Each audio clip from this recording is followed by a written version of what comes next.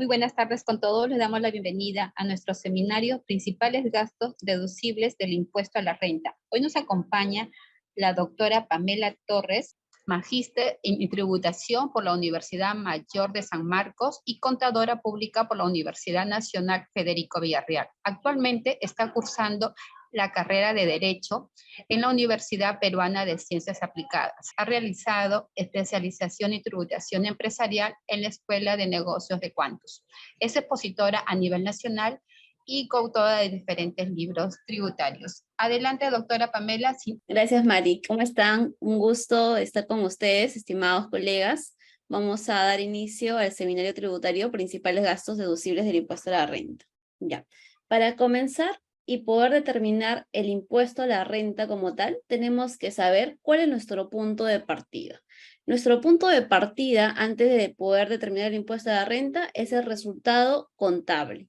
Este resultado contable, de acuerdo a las normas internacionales, ¿no?, de contabilidad, puede determinar pues alguna utilidad o una pérdida como tal, ¿no? Eso es nuestro punto de partida.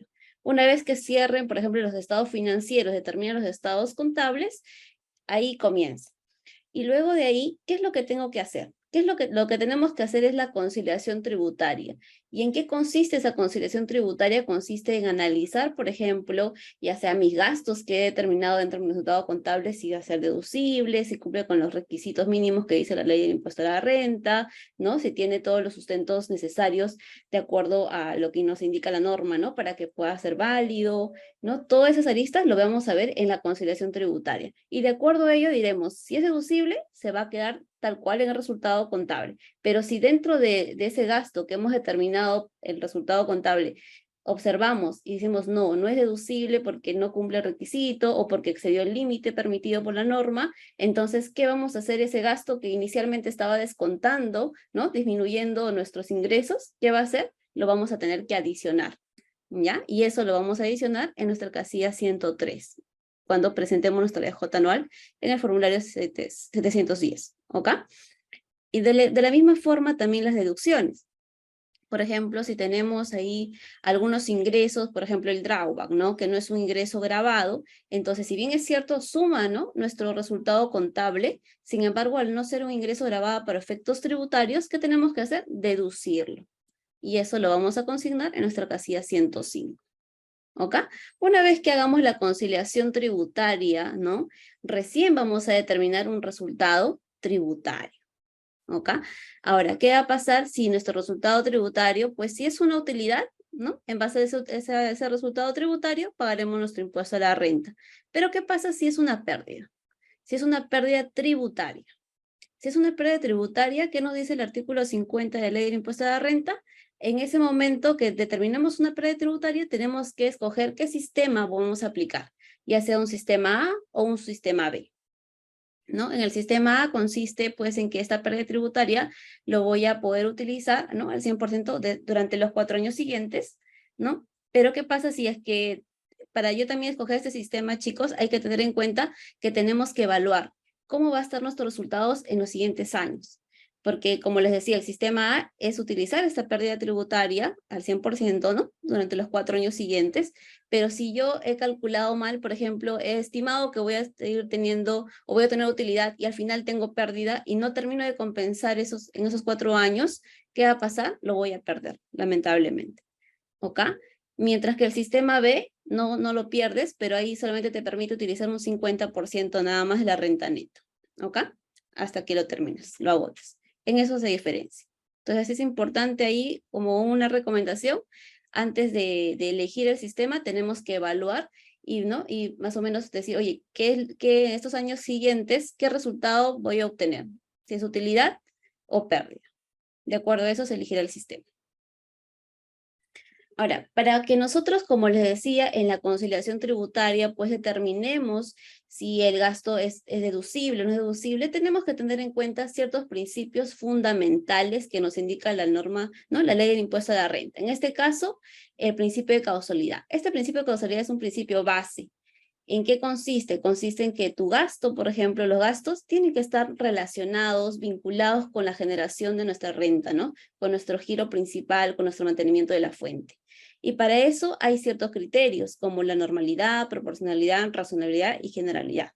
Vamos a poner un ejemplo también para que quede claro, ¿no? Y también recalcar que estos gastos, ¿no? Y ese principio de causalidad, pues vamos a tener que analizarlo cada caso en concreto, porque no es el mismo caso para una empresa de un cierto sector, ¿no? Que puede ser deducible, y el mismo gasto para otra empresa de otro sector va a ser no deducible. Tenemos que analizar cada caso en concreto. Por ejemplo, no sé si ustedes sabrán, había un caso de si una empresa que se dedicaba al sector pesquero, ¿no? Compraba bastante lo que son cremas de manos. Entonces, aparentemente tú dirás, oye, pero ¿qué tiene que ver con su giro, no? Si son cremas de manos. Pasaba de que los trabajadores, ¿no? Al hacer, pues, en este caso, contacto, ¿no? Con los pescados y todo eso, se les quedaba, pues, impregnado ese olor tan fuerte. Entonces, simplemente con lavarse las manos no bastaba, ¿no? Era necesario este uso de estas cremas, por ejemplo, para que ellos puedan, pues, quitarse ese olor y todo, ¿no? Entonces, la administración tributaria en ese primer momento, ¿qué es lo que hizo? Reparó, ¿por qué? Porque decía, no es vinculado con tu generación. Entonces, también es importante que cuando nos pase según una fiscalización, sustentemos bien, ¿no? Inclusive podemos pedir, incluso en este caso al fiscalizador, que pueda venir, validar, ¿no? Y observar tal vez el flujo, cómo es nuestro sector, ¿no? Para que conozca y en base a eso, pues saque un criterio ya en base, pues, a ya conociendo, ¿no? Todo nuestro flujo, cómo es nuestro sector en sí. ¿Ok?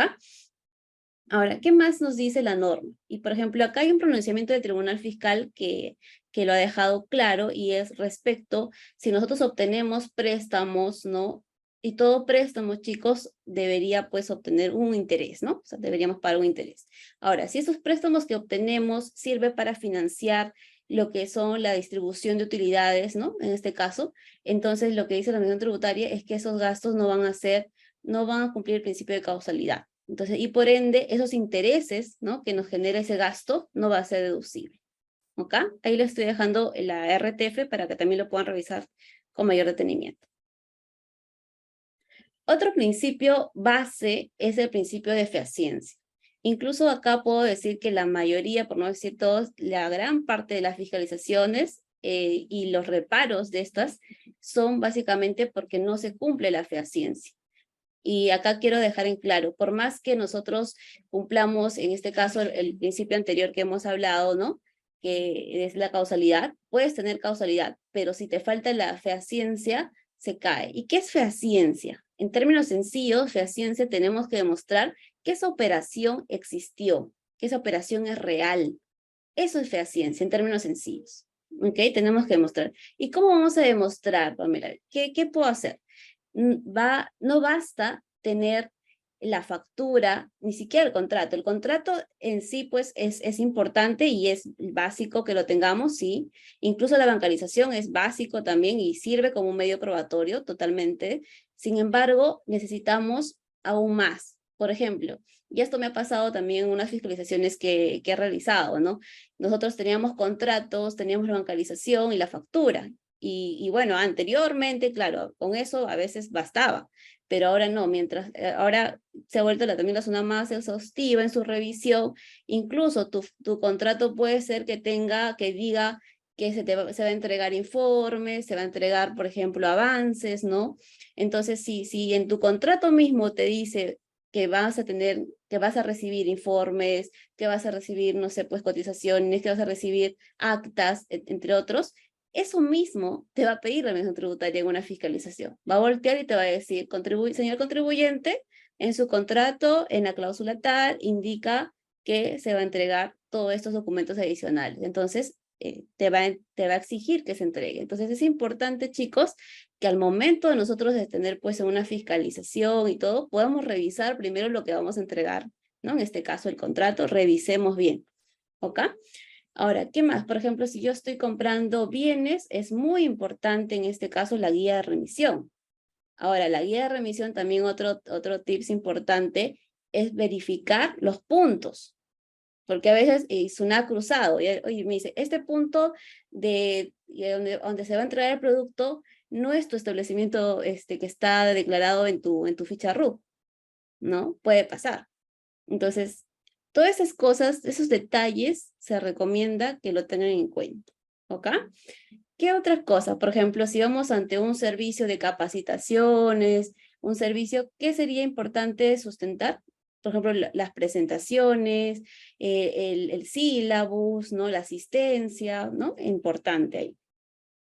¿Qué más? Si tenemos asesorías y todo eso, el informe, ¿no? Es básico, el informe, tal vez los correos de coordinación, todo eso va a ayudar a que demostremos que ese servicio es real, es fehaciente.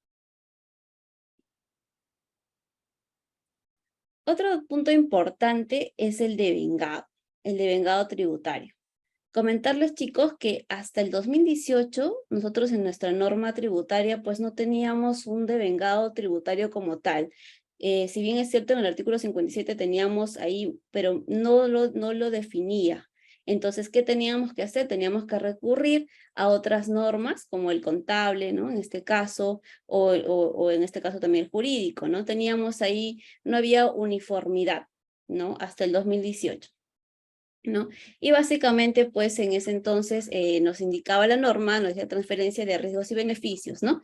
Ahora, a partir del 2019, con el decreto legislativo 1425, se introduce ya una definición del devengado tributario para efectos, ¿no? De tributarios dentro del artículo 57 de la ley del impuesto a la renta, por si acaso. Entonces, donde ahí pues prima bastante la revisión de los contratos, como les decía, la transferencia de control, ¿no? En qué momento ya nace, ¿no? En este caso, ya tengo el control, ¿no? Y también lo que prima acá, los hechos sustanciales para la generación, ¿no? Las obligaciones de desempeño. Y hay algo muy importante también que trae, justo al último, nos indica la condición suspensiva. ¿Y qué se entiende por condición suspensiva, por ejemplo? Vamos a verlo más adelante. Ahorita justo tengo unos RTFs informes también para ustedes.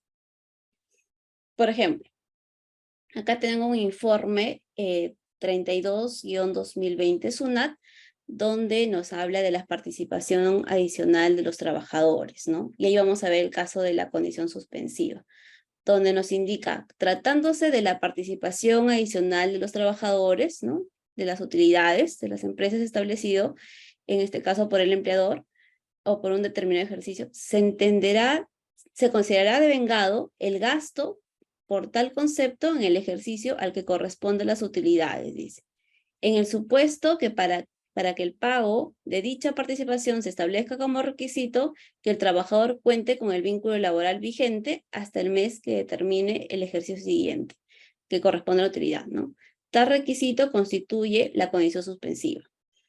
En términos sencillos, chicos, por ejemplo, lo que nos quiere decir este informe es que ganaba, en este caso, el trabajador la participación, siempre y cuando por ejemplo, vamos a poner un ejemplo con fechas. En febrero 2024, ¿ya? Si está en febrero 2024 en planilla, está vigente, activo ese trabajador, entonces gana esa participación. Pero ¿qué pasó si cesaba? Si cesaba en enero, ya no, ¿no? Entonces, por más que ha ido provisionando todo el 2023, ¿no? Para que se le entregue en febrero, pero como no cumplió la condición suspensiva, que dice que tiene que estar activo en febrero 2024, en nuestro ejemplo, ¿no? Entonces ya no le corresponde. Eso es un ejemplo de condición suspensiva, ¿no? ¿Y eso dónde lo vamos a encontrar? En los contratos, ¿no? No solamente, o sea, contratos también con los trabajadores, ¿no? O convenios, ¿no? También ahí tenemos convenios ahí con los trabajadores. Entonces, ahí también, si hay una condición suspensiva, tenemos que revisar y ver cuándo cumple esa condición. Cuando cumple esa condición, recién se puede entender que ha devengado ese gasto, ¿ya? De la misma forma, el otro informe, también 34-2020, es muy similar, sino que en este caso ya se trata de un bono de productividad, ¿no? Igual, te dice que la condición, que el trabajador se encuentre en planilla en la fecha de pago. Acá sí voy a hacer algunas consultas y sí, tal vez me gustaría que participemos, a ver, para ver si estamos entendiendo, ¿ok? A ver, si dice, la consulta es la siguiente. ¿Consideras que para que un gasto sea deducible es necesario que se encuentre contabilizado? ¿Qué piensan ustedes, chicos? ¿Que ¿será necesario para que mi gasto sea deducible para el impuesto de la renta que esté contabilizado? A ver, yo les leo, ¿ya? A ver, ustedes me dicen sí. Creo que ahí tenemos un chat, ¿no, Mari? Acá. Ahí nos dicen, sí, debería estar registrado, nos dice. La mayoría dice sí. ¿Alguien dice no por ahí o todos estamos seguros que es sí? O sea, Doctora, disculpe, tengo un audio del señor Julio Sánchez, ¿lo puedo pasar? claro. Ok. Señor Julio, muy buenas tardes. Active su audio, por favor, para su consulta en vivo. Gracias. Ya no, sí, lo que quería decir es que sí, bueno, considero que para que se considere gasto debería estar contabilizado. Perfecto, señor Julio. Muchas gracias. No, Ahora gracias a usted. vamos a responder la pregunta porque he visto varios que están a favor de que sí, sí tiene que estar contabilizado y por ahí estoy viendo algunos que dicen que no. A ver, vamos a ver qué nos dice la norma en sí. A ver, en realidad, respondiendo a esta pregunta, porque es una pregunta que bastantes nos hacemos, ¿no? ¿Es necesario? Y la respuesta es que no es necesario, ¿ya? No es necesario. ¿Y por qué? ¿Por qué no es necesario? Y acá les traigo también un informe, ¿ya? Un informe de SUNAT 4-2017, donde vamos a leer qué es lo que nos dice SUNAT. Mira. Para efectos de determinar la renta neta imponible de tercera categoría, no es exigible que los gastos devengados en el ejercicio deban encontrarse contabilizados. ¿Ok? Es clarito. ¿No? Salvo los casos en los que así se haya dispuesto en la normativa de dicho impuesto. O sea, hay excepciones, como en toda norma hay excepciones. ¿Y cuáles son las excepciones? Es la depreciación, ¿ya? Pero no toda la depreciación. Vamos a verlo más adelante qué depreciación, pero ya les voy adelantando que es la depreciación del activo fijo, ¿no? Y también lo otro es la provisión de cobranza gozo. En esos casos, la norma sí te dice literalmente que tiene que estar contabilizado. Pero mientras los demás, que no te pone el requisito que tiene que estar contabilizado, ¿no? Por ejemplo, estamos haciendo nuestro DJ anual y nos olvidamos o nos llegó nos enteramos pues ya pasado el cierre, porque hay muchas empresas grandes, ¿no? Que tienen un cierre, por ejemplo, en enero, y llega la factura o te enteras en febrero y tú dices, uy, ya lo perdí, ¿qué hago? ¿No? En ese caso lo que tienes que hacer, si tu gasto devengó, cumplió el principio, ¿no? De causalidad, es causal, tienes la fehaciencia porque tienes todos los sustentos, entonces, ¿qué vas a hacer? Lo vas a deducir. Lo deduces en tu DJ anual, ¿ok? Y de esa forma no pierdes ese gasto. De esa forma no lo pierdes. ¿Ok? Espero que haya quedado claro, chicos, para todos. Y por favor, para que no pierdan ese gasto, lo pueden utilizar vía DJ anual. Vamos con otra pregunta. A ver, vamos a otra pregunta también muy interesante. ¿Qué dice? ¿Qué debo hacer si conozco el gasto? O sea, conozco y sé que es devengado, o sea, sé que es devengado. Por ejemplo, hay gastos en que ya conocemos porque pues son periódicos, ¿no? Todos los meses, por ejemplo, los servicios básicos, ¿no? Un ejemplo, todos los meses sabemos que incurrimos en este gasto. Pero ¿qué pasa si no nos llega el comprobante? Y ya estamos a nada de presentar la DJ. O sea, ya vence esta semana y no me llega el comprobante. ¿Qué hago? O sea, ahí, ¿qué podemos hacer? ¿Lo adiciono porque no me ha llegado el comprobante de pago? ¿O sí o lo considero válido, lo deduzco, lo dejo en mi DJ y no? Aunque no me ha llegado todavía el comprobante, ¿qué podríamos hacer? A ver, ¿quién nos puede decir? ¿O quién se anima? O me escriben por ahí también, lo estoy leyendo.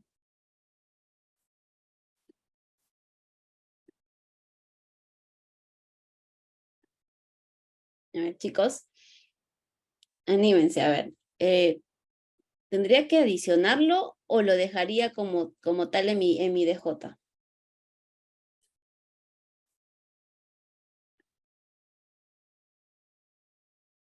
Otros me dicen, no lo adiciono, y otros dicen, sí lo adiciono. Ahí estamos divididos, 50-50. A ver, vamos a ir con la respuesta. A ver, si bien es cierto, por acá hay más. Considero como gasto deducible. se considera el gasto. Muy bien. Excelente, chicos. Muy bien. Ahora, igual quería hacer la acotación que van a encontrar seguramente ustedes un informe de SUNAT el 5/2017, ¿ya? Donde en ese informe SUNAT lo que hace, desarrolla y dice, si tú no tienes el comprobante de pago, ¿no? Justo al momento de declarar tu DJ, ya, entonces, ¿qué te dice? Adiciónalo, te dice.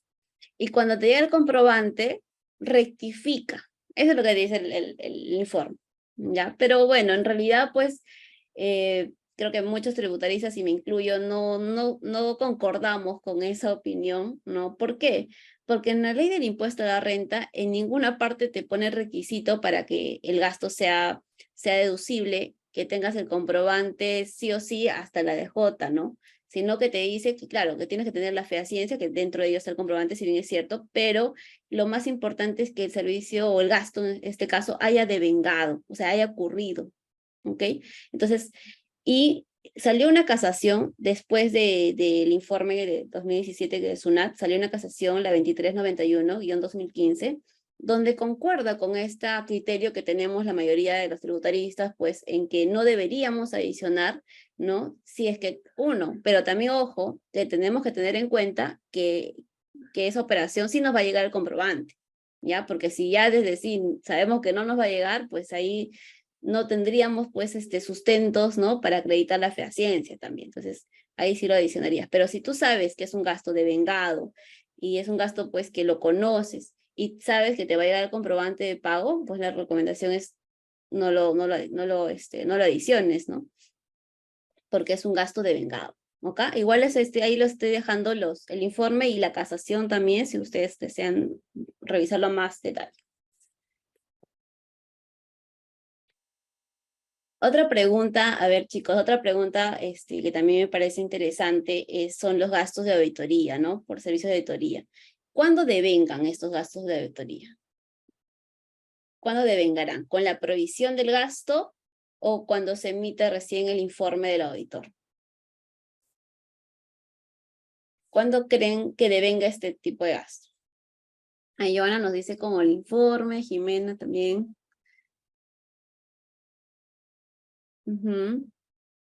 Perfecto. Creo que la mayoría estamos alineados. Efectivamente, es con el informe, ¿ok?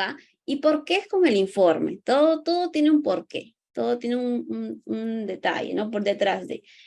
¿Y por qué es con el informe? Porque recién con el informe podemos saber, ¿no? Ya en este caso, y nos sirve ya la opinión del auditor para tomar las decisiones respectivas. Así que nos dice, en este caso, este RTF que he traído acá, donde he resaltado, ¿no? Por ejemplo, nos dice que ese servicio, dice, la necesidad del gasto está supeditada a la culminación del servicio cuyos resultados serán consumidos o utilizados en el ejercicio en que se termine de prestar. Claro, si no tenemos el informe, que es la opinión, en este caso, del auditor, no vamos a poder utilizar, ¿no? O sea, todavía no está concluido todo el análisis, entonces no podemos utilizar, no podemos, en este caso, consumir ese servicio. Por eso es que es importante tener el informe para que recién se considere que ese gasto pues ha devengado. Ahora, otro tema importante es la bancarización. Chicos, ya. La bancarización. Actualmente, pues, el límite, ya saben, ha disminuido. Antes era $1.000 y su equivalente 3.500. Ahora no, ahora son solamente 500. O sea, lo que pretende en este caso el legislador es abarcar, pues, más operaciones, ¿no? Por eso es que ha bajado la valla, en este caso, a $500 y en soles, 2.000 soles, ¿no? Entonces, ¿qué quiere decir? Quiere decir que nosotros, por ejemplo, si tenemos operaciones que son desde 500 a más, ¿no? $500 a más, tenemos que utilizar, ¿no? En este caso, medios de bancarización, como por ejemplo los depósitos, las transferencias, ¿no? Bancarias, las tarjetas de débito o crédito, los giros, los cheques, ¿no? Entre otros. Ahora, respecto al cheque, ahí justo traje la ley. Con esta ley 3730, a partir del 22 de agosto del 2018, ya no resulta exigible que tu cheque consigne la cláusula de no negociable. Antes de esta ley sí exigía, ¿no? O sea, te decía la norma que tenía que tener la cláusula no negociable, porque si no tenía, pues no era válido, ¿no? Para efectos de demostrar la bancarización. A partir de agosto, el 22 del 2018, no es necesario, ¿ya? Pero ¿qué pasa si ustedes están ante una fiscalización? Una fiscalización de años anteriores, porque ustedes saben que las fiscalizaciones no son de ahora inmediato, son de años anteriores. Incluso puede ser una de 2017, antes que hubiera entrado esta ley, ¿no?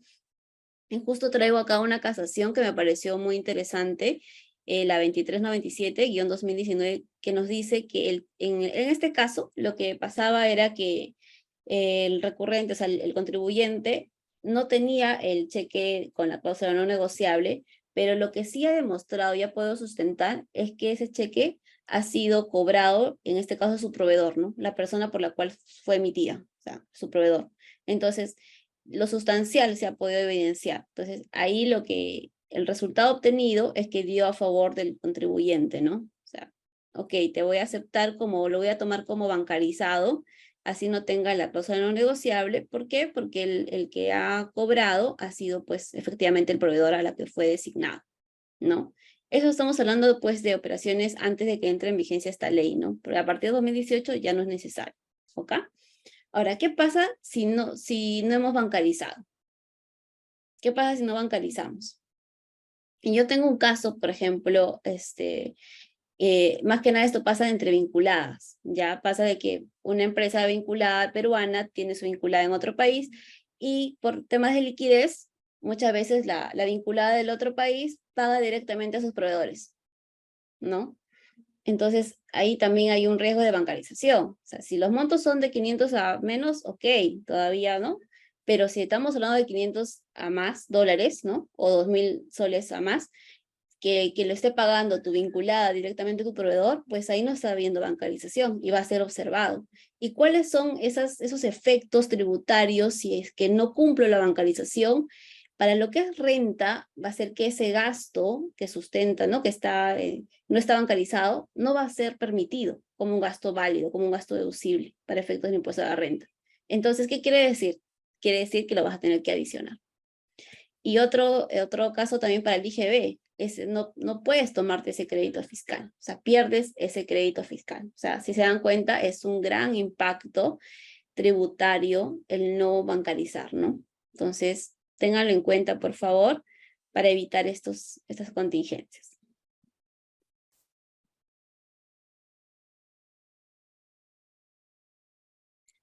Ya, justo les iba adelantando la depreciación y bueno, acá lo vamos a desarrollar un poquito más. La depreciación tributaria. Ese tema es muy importante, así que les pido su atención, por favor. En la depreciación tributaria muchas veces se dice, oye, tiene que estar contabilizado. ¿Se acuerdan que comentaba que había, en este caso, el requisito de lo contabilizado? Si bien es cierto, sí, hay un requisito de lo contabilizado, pero eso no es para todos los activos. O sea, hay que distinguir y separar incluso la misma norma, en este caso, del artículo 39 de la Ley del Impuesto a la Renta, y en el reglamento, el inciso A del 22, habla específicamente para lo que son activos fijos de edificaciones y construcción, ¿ya? Y separa a los demás, dice así, demás activos fijos, o sea, ¿qué significa? Diferente a las edificaciones y construcción, ¿ya? Entonces, para los demás activos fijos, que eso lo van a encontrar en el artículo 40 de la Ley del Impuesto a la Renta, en ese caso, sí te exige que sea contabilizado, ¿ok? Entonces, sí te dice la norma que debe estar contabilizado para que pueda ser aceptado, ¿no? Para efectos tributarios de esa depreciación. ¿Ok? Entonces, ¿qué es lo que quiero, pretendo hacer esa distinción, chicos? Lo que quiero que ustedes se lleven es que, por ejemplo, si por X motivos depreciaron mal, ¿no? Las edificaciones y construcción depreciaron de menos, un ejemplo, y les quedó corto la depreciación y se dan cuenta cuando ya cerraron la contabilidad. Uy, ya cerré mi contabilidad y deprecié, no sé, pues 3%, 4% y debiste de haber depreciado 5%. ¿Por qué? Porque la tasa, acá no es una tasa máxima de edificaciones y construcción, acá es una tasa fija, es una tasa que podría decir sí o sí tiene que ser 5%. ¿Ok? Entonces, si por X motivos depreciaste 4 y te diste cuenta, ya has cerrado tu contabilidad, Entonces, ese 1% que te falta depreciar, lo puedes ajustar vía DJ. O sea, ¿a qué me refiero? Vía deducción. ¿Ok? ¿Por qué? Porque no te pide, no tienes el requisito de lo contabilizado. En este caso, nada más, por si acaso, en este caso específico. Pero si hablamos de los demás activos, que sí me dice la norma que tiene que estar contabilizado y he depreciado menos, ahí sí no puedes, ahí sí tiene que estar contabilizado. ¿Ok? Ahí sí no puedo hacer la deducción como en el primer caso que estoy comentando. ¿Ok? Otra cosa importante, por ejemplo, en el caso de las tasas máximas, ¿no? Como su nombre dice, son tasas máximas. Y yo muchas veces he visto cuando he revisado ¿no? Los cálculos y todo, muchas veces tributarizan, ¿no? La contabilidad. ¿A qué me refiero? O sea, sus depreciaciones son con tasas tributarias. Y no necesariamente tiene que ser así, porque recuerden cuando iniciamos, ¿se acuerdan?